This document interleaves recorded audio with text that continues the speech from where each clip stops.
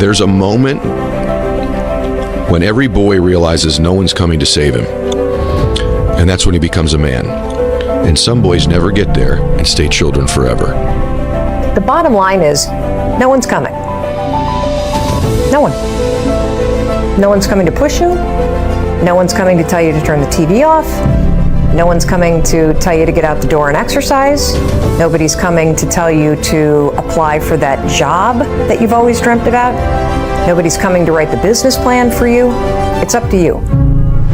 And because you're only ever going to do the things that you feel like doing right now or that feel good right now, unless you understand that you've got to parent yourself, you got to push yourself, you're not going to make your dreams come true. You're just not.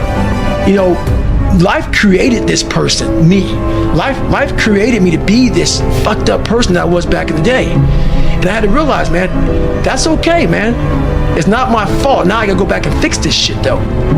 So a lot of this isn't your fault, why you do some things you do, why you feel the way you feel.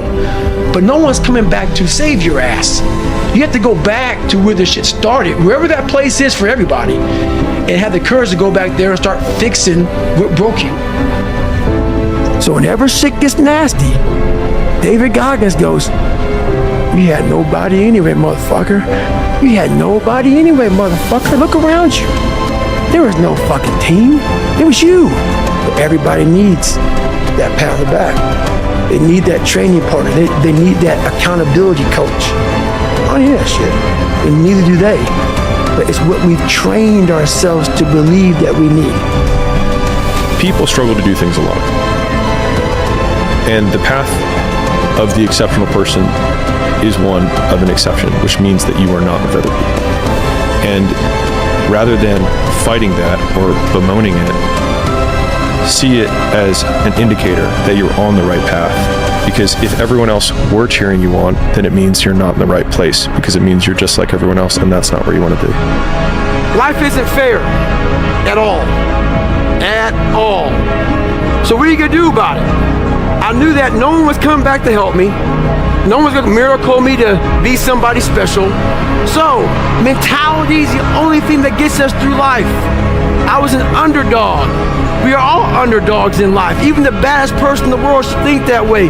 So you should always have I've never arrived mentality. And the can't hurt me mentality is no matter where you come from, the sewer or wherever you think you're from. When I got out of the sewer, I got to the road and looked around and said, can't hurt me. I suffered on my own and developed this man who said, it's who I am, man.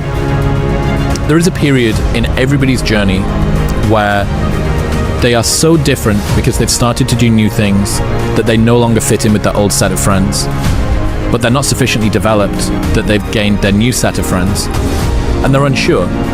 Should I go back? Should I lean back into getting a bag in with the boys on a weekend? Is that the highest, way that I can live my life passion forward? Because that's what everybody else does. And all of my friends are taking the piss. Oh, not drinking again. Too good for us, are we? Not going out again this week. Oh, okay, well, enjoy staying in home and reading, fucking nerd. So you're going to feel the pain of being ostracized from the group of friends that you used to have. But you're stuck in this messy middle where you haven't yet worked out who you are on the other side of this. And that lonely chapter that's in the middle is something that I would say almost nobody that I've ever met who has gone from a place where they are to a place where they want to be hasn't gone through. Man, I've trained 99% of my life alone. No one pat me on the back. I did all of the work alone. When you train alone, and I lived alone for so many years in this misery, and you're able to get out of it by yourself. It was just me alone in the gym, me alone in the mirror, me alone in my head. No one did it for me. I worked for it, and I'm never going to let someone else take that from me. I can take myself to such a level of real passion and purpose, and the feeling I get is something I can't even explain by myself. I don't need anyone. That's why people come to me to motivate them. No one can motivate me. People want to know how I'm always motivated. It's the unseen work. I'm out running at 2 o'clock in the morning, 9 o'clock in the morning, in the gym, long sessions by myself. You were there. You know this. There was no one there to pick up the rucksack, to pick up the boat, to pick up the log, to go in there. It was you. It was you. There was no pat on the fucking back at 300, at 275, at 250, at 220. No, that was you.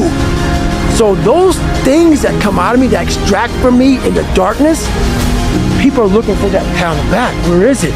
Oh, I don't need it. Because what I've done is in the fucking unseen work, I built Frankenstein.